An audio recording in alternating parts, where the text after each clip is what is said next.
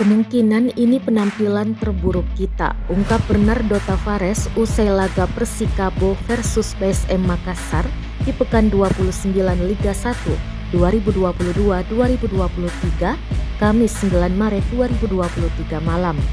Secara terang-terangan Bernardo Tavares mengakui tak puas atas hasil pertandingan Persikabo versus PSM Makassar di lanjutan Liga 1.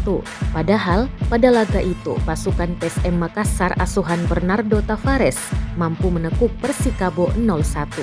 Gol tunggal kemenangan PSM Makassar dicetak Ramadan Sananta lewat penalti di menit 95. Gol tersebut memastikan PSM Makassar bawa 3 poin dari Stadion Pakansari Bogor, Jawa Barat. Ini yang kemudian membuat PSM Makassar saat ini mengumpulkan 65 poin dan kian kokoh di puncak klasemen Liga 1 2022-2023. Secara statistik, pertandingan PSM Makassar kalah dari Persikabo 1973. PSM Makassar hanya catatkan total 5 tembakan, 3 tembakan tepat sasaran. Berbanding 15 tembakan Persikabo, 5 diantara tepat sasaran. Namun dari tembakan tersebut tidak mampu jebol gawang Laskar Pinisi. Meski menang, pelatih PSM Makassar Bernardo Tavares sepertinya tidak terlalu puas.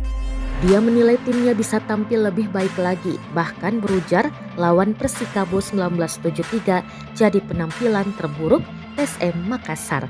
Dia mengutarakan timnya tidak dalam top performa karena minimnya waktu istirahat. Pertandingan padat harus dijalani, waktu istirahat antar pertandingan hanya 3 hari.